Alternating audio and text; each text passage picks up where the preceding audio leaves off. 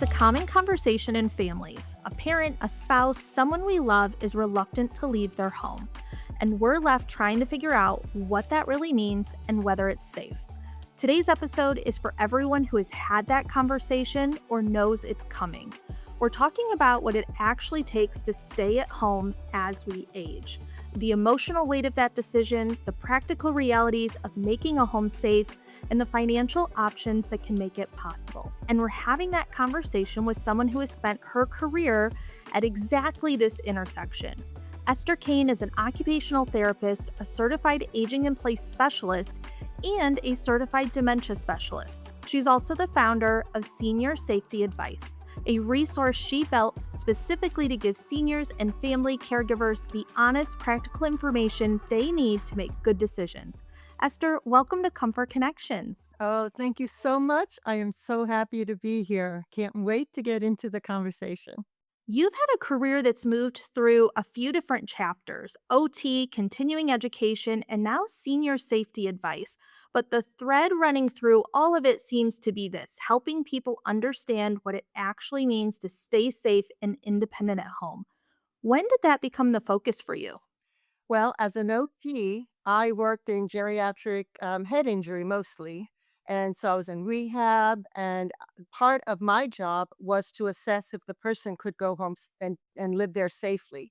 And because it was mostly older adults, many of them were alone, mostly women living alone, which just tends to happen with that demographic. And what I found was that so many of the homes were simply not suited for someone growing older. Not necessarily suited for someone who'd had a stroke or someone who was in the beginning stages of dementia or cardiac issue, not even counting any of those, just regular aging issues. The home itself was not suitable. So I got interested in the whole concept of aging in place and modifying homes for aging, or really for any ability or disability, which is basically universal design, making a home your safe comfort zone. It should be the place that you feel most comfortable in and are the safest in. But less than 10% of homes in the US are actually senior friendly, which is crazy because 10,000 plus people a day are turning 65 and older for years to come. So, what are we doing? We have to modify these homes. Otherwise, what ends up happening are accidents, injuries, uh, things that just simply did not have to happen. I treated so many patients that came to rehab after a serious injury over something that was so silly, carrying, laundry down the stairs or tripping over a rug or bumping into, furniture that was just too big for the space. I mean, just all kinds of things that could make the home safer. So that's how I got interested in it way back when. Before we get into the practical side, I want to start with something that tends to come before any of it: the emotional reality. What's actually going on when a senior digs in and refuses help? Two things. One, mostly it's emotional. I mean, basically, Yeah. you're walking into someone's home and you're telling them that they have to make changes to that home. They may have lived there 60 years, and, that's naturally going to cause some kind of resistance. Two, I call it the more so disease. If that person was a little stubborn or, obstinate or whatever when they were younger, they're only going to be more so when they're older. So that I've seen that over and over again. Three, you've now got the children telling the parent what to do, and that's very difficult for a lot of older adults to take.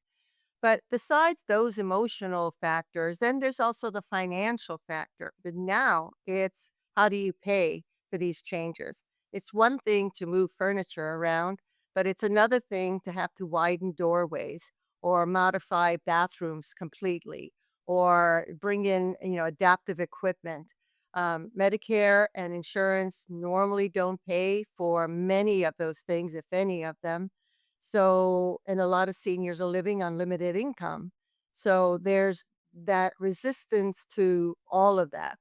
So it's a real challenge for anybody in the aging in place niche to try to overcome or to help the family overcome all of that. And there's also the factor that's mostly from the family, not so much the senior, of admitting that their parent or grandmother or whatever is getting old. It's a really hard thing to do because if you think about it, if this is your father and this is someone who's been your strong supporter, protector all your life, and now this person needs help, that's a really hard thing to accept and understand. Do you think that's why sometimes there's some grief that's embedded in this whole topic as well? Absolutely, 100%. It's not only grief of possibly, I mean, eventually losing that person, but it's also the grief of the relationship you had with that person is now changing. And it's also just the grief of just admitting that everything is changing in life, and it's hard because most people do not plan. They're not proactive, they're reactive. Right. So everything is thrown at once. Mom fell. Now that she fell, now you have to do now you all of a sudden you become the caregiver. And all of a sudden all of this is changing. It changes in a moment. And because we don't discuss it early enough, because we don't begin in our 40s and 50s to begin the process in our own minds of, okay, how do I modify this environment to make myself safe and to keep my family happy? And if you don't do that, then it hits you like a train. And how do you handle all those emotions? It's difficult. I get it. I absolutely get it. I have a good story. I have a friend who just recently had back surgery. She's in her late 70s. Her husband's in his late is in early 80s. She refused to go to rehab because she insisted that she could take care of herself at home. She has now been home after back surgery, a severe back surgery, rods and everything, laying in bed for now 2 weeks, refusing to get up, will get up for short periods to go to the bathroom and come right back to bed. No nursing, no anything. Do you think she's getting any better? No. I just saw her yesterday. She's getting weaker. The husband is downstairs because he can't go upstairs because he has bad knees. She's upstairs and can't go downstairs because she's so weak.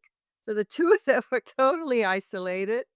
She has I mean, it doesn't make any sense. It makes no from the outside, it's not pragmatic sense.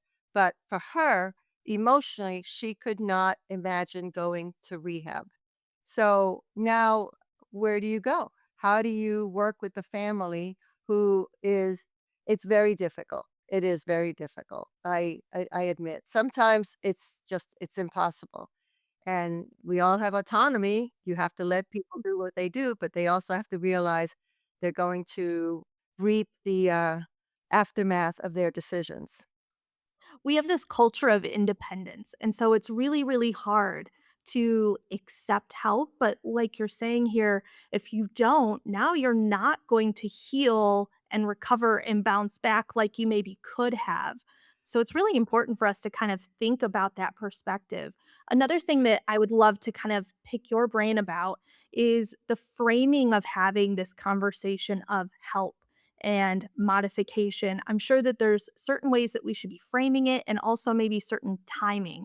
Can you share a little bit Oh, about that with us? absolutely. I do want to talk about that word independence because the Yes. reality is, in order to keep your independence, you need to make those modifications. Otherwise, you are going to end up being dependent on other people more so.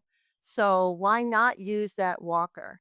It's not it's a tool to keep you independent. Why not modify the kitchen so that you can be independent in there and work? I mean, that's the whole gist of aging in place is to stay independent for as long as possible, whether Yes. you use tools or anything. And to me, a walker is no different than a blender. I use a blender to make a smoothie. I can't make a smoothie without the blender. So why is a tool like a blender different than a tool like a walker? It isn't. It gives me what I need at the moment that I need it. That's how That's I such a great analogy. I love that, and you're so right, I haven't thought of it from that perspective, and you're absolutely right, and we get so many people who are resistant to that walker, that cane, and you're like, "It's just a blender. Don't worry about it. It's just a blender." right. I mean, it's just another tool, and you wanna stay independent, right? Yeah. But, the conversation, yeah, first of all, I think it's so important for families to have conversations with their aging parents. They're, like, in their 50s and 60s and 70s. I have a lot of friends who are seniors themselves who have aging parents, so it's seniors caring for seniors at this point, and I think part of it is that they don't even wanna admit it themselves that they're getting older, right? But if you do open that up and you accept it and you move along with it, it's such a beautiful thing. I mean, I have seen, elders who've accepted it and they've had this amazing, amazing, beautiful life that lasts because it's fulfilling and they are finding excitement in everything that they do. Whereas the others that are fighting it all the time end up in depression and grief and denial. And I mean, it's such an angry way to end your life. Why do that when you could do it the other way if you have the capacity to do that, the mental capacity to do it. But it takes effort and it takes time. So for families, I would love for them to have this conversation. There's a lot of books on Amazon on like workbooks on questions you should ask mom and dad. You know, my late husband did that. He did a video actually of all these questions that he asked and he interviewed his mom and dad. They were at the time in their 70s and 80s. They lived way into their 90s. But these questions were there meant to say, well, what do you want to happen when you pass away? Or how do you wish you pass away? What do you want legacy for your family? What if you have a stroke? How do you want things to work? Let us know so that we can do it for you the way you want it done.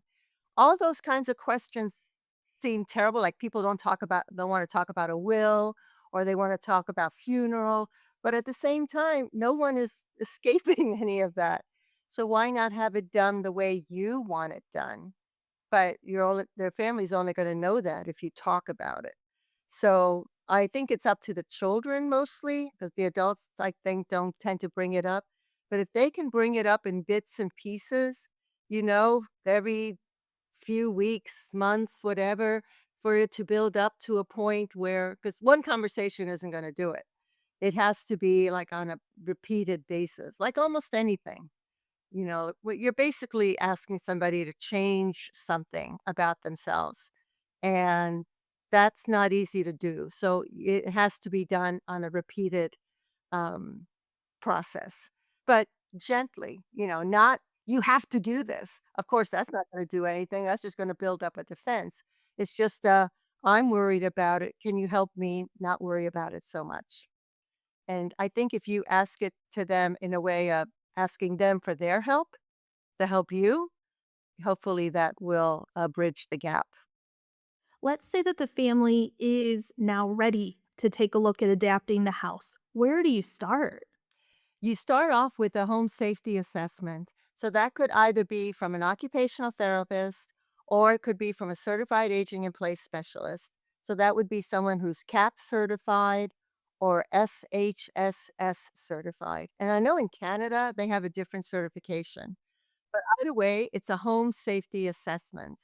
Now, hopefully that person, what I'm encouraging everyone that I talk to that is a that does that, what I'm encouraging them is to have basically a Rolodex of other service providers that they can also recommend, because once the assessment is done, maybe the assessment says you need widening doorways. Well, then you need a construction or a handyman, somebody to come in to do that. But someone that knows, how wide to make it for what? A walker, a wheelchair, what? Maybe you need bathroom modification. Maybe you just need a redesign of the environment. Maybe the physical structure of the home is great, but the furniture is too big. There's too much, there's too much to bump into, square coffee tables, glass coffee tables, God forbid. All of those kinds of things can be modified, but that means new furniture. So that could be a interior designer that is CAP certified. What I love is that so many of these industries are coming in and getting CAP certified or SHSS certified so that they have that extra training on top of what they do. Another one is smart home companies that can come in and make the home, easier to manage. Thermostats, make them more automatic. Alexa devices, make them, put them where they need to be so that if you were to fall, you could use your voice to call for help, or even just use them as a phone. All kinds of electronic, devices that can make a home safer, the locks to come into the home with a special key or not even a key, but a number or your thumbprint, anything at all to make it easier to manage the home, levers instead of knobs on doors and faucets. All of the companies that provide those products and those services that are CAP certified, they're the ones that should be in the Rolodex of the person who does the home safety assessment because it takes more than one person to do everything. And Right. I personally like starting it in their in 40s and 50s, especially with smart home, because technology is very difficult. My mom-in-law lived to 102, and at night Wow. I know, and at 99, she was still living on her own, and her thermostat, which was the old thermostat, went kaput, so she had to get a new thermostat. Well, they didn't have any more of those old thermostats, so they installed a new thermostat. One day I called her and her voice sounded all muffled. I said, "What's wrong?" She said, "I'm under the covers." I said, "Why are you under the covers?" "Because it's cold." I said, "Well, why don't you fix the thermostat to make it warmer?" "I don't know how." Know how. So I had to call a neighbor to come help her do the thermostat so that she could be comfortable. But the point is, if you start introducing those new things later, it's a lot harder to learn, you know? So you want to start introducing those things sooner so that you can become accustomed to them. She could never get used to Alexa. She kept just yelling at it to shut up. I said, "No, you have to say Alexa." And she could never remember that. So those little things that can help to make the environment safer later on. So yeah, I encourage everybody to start early if they can. When you do a home safety assessment, what do you find yourself flagging the most that families haven't noticed? Oh, those freaking rugs. Rugs. Yes. Rugs. In fact, my friend that I just said with the back surgery, she tripped over her rug in the bathroom. So when I went to visit her, Oh, very first thing, she said, "Take that rug out. I tripped over it." I said, "I know you do. I hate rugs." And now I get it though. A lot of people like the aesthetics of a rug. So, and I do too. So what I did is I replaced all my rugs with vinyl flats. Now they're very, very thin, they're vinyl, which makes it excellent if you have pets because they're super easy to clean, but they give yes. you the aesthetic of a rug. But at the same time, a walker can easily go over it, a wheelchair can easily go over it.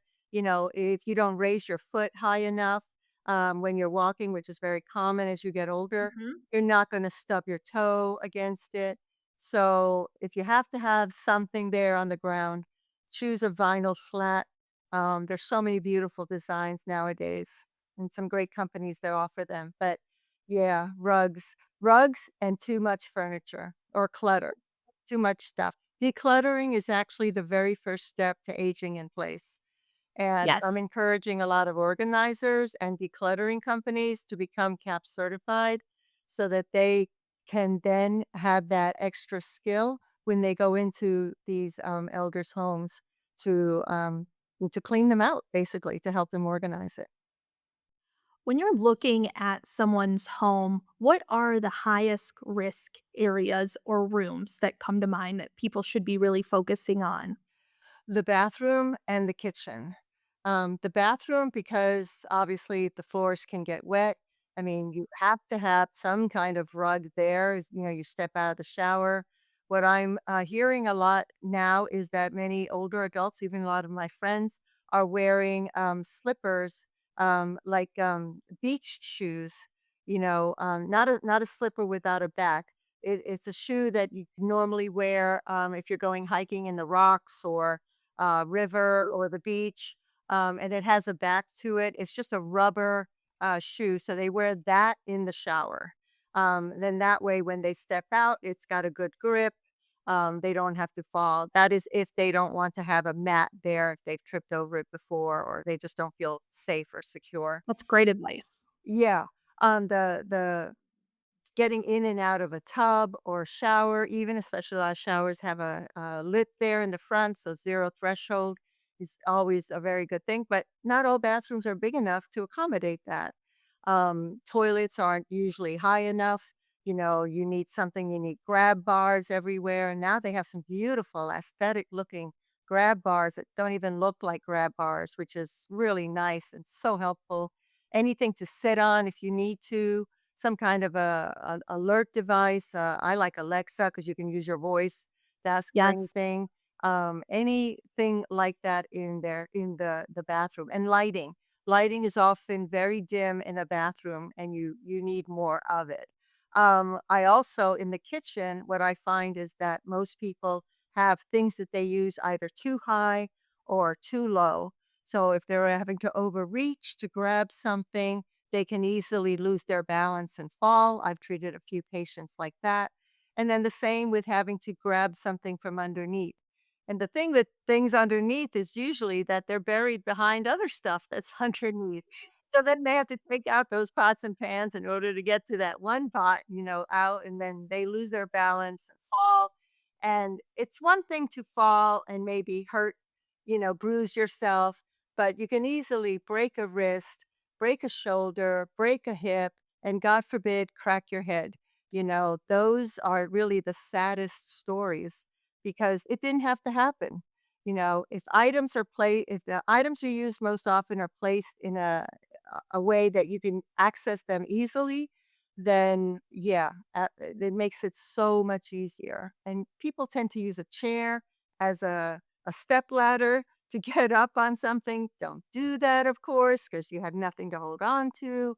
You do what you've always done, and you don't think about it. You think you can consi but the point is to stop and think about what could happen, and just, fix it with a tool, with a product, a stepladder that has a handle, or, move items so that they're in an easily accessible area. I just changed my stovetop to an induction stovetop because, like, you can't burn yourself on an induction stovetop. So, that just makes it a little safer, It's just one other thing that's a little safer. And and I think that's the key too, and not everything has to be done at once. You can do it in bits and pieces, but you can't do it in bits and pieces unless you have the list of what to do. And that's where the Correct. home safety assessment comes in, to give you a list of what to do or what you can do. Let's put it that way, what you can do. I think it's so important reaching out to a professional because a person who has not gone through this before, they're not aware of some of these bells and whistles or tools that are available that can help you. So having a professional come in who's going to not only know what's available, what's helpful, because you may mention something and they go, that exists, right? I didn't even know that that existed.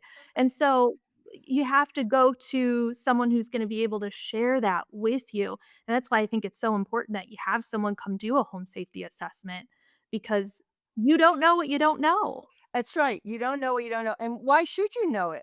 I mean, it's Right. not in your niche, it's not in your skill set. Yeah, why should you know it?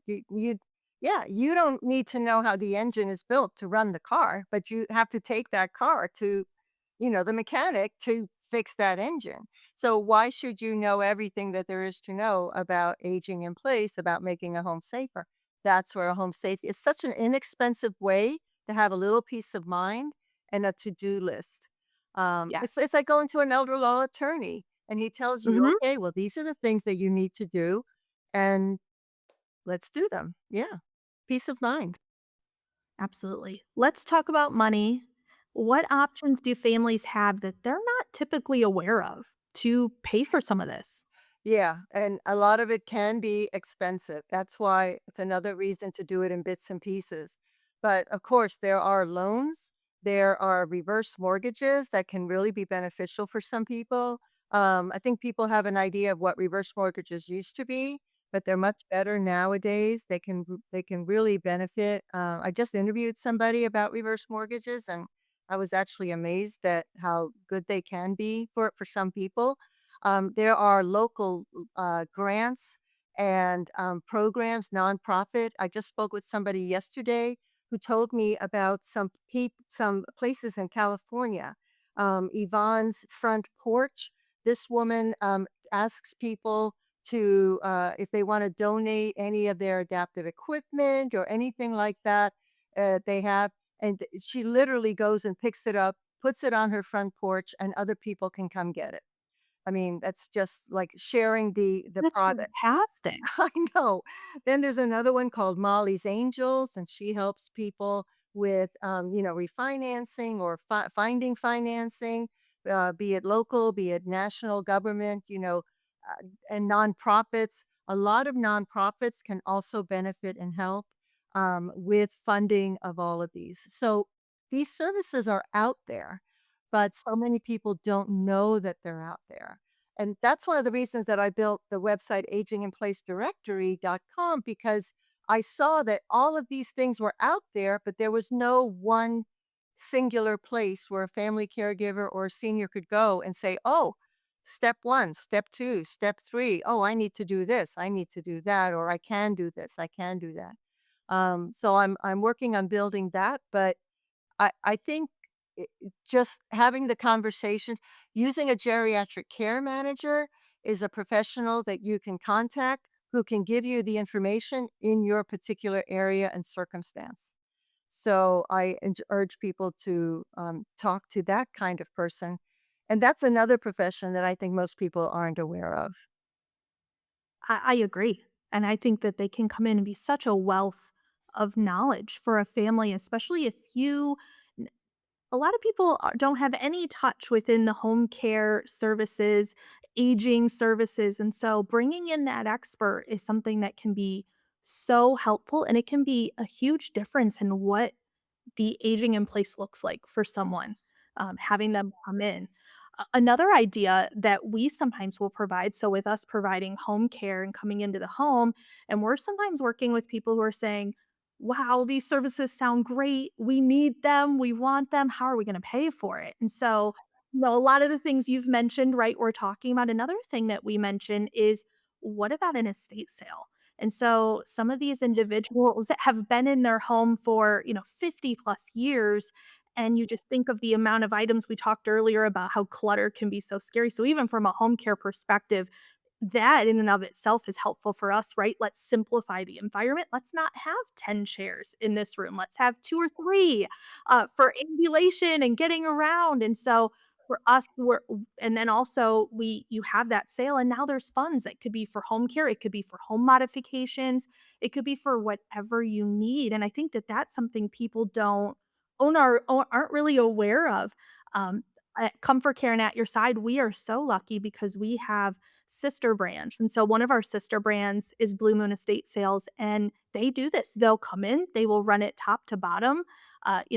The pricing, the running of it the day of, making it so simple for families because a lot of times it's, I don't know where to start.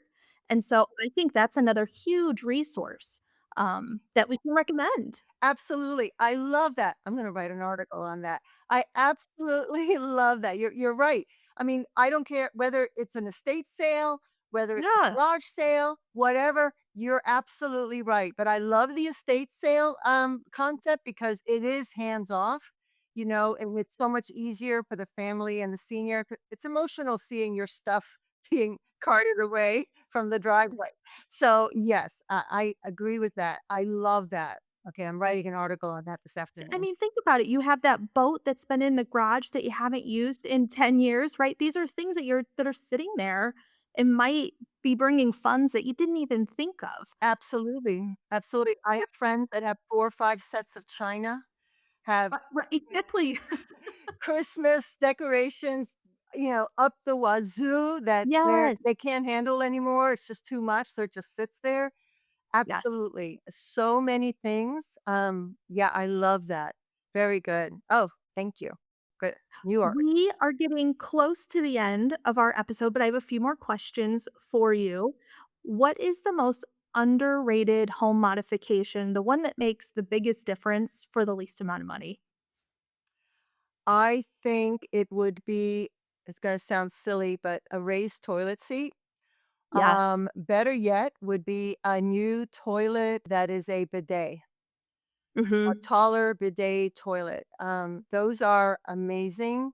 I reviewed one not too long ago.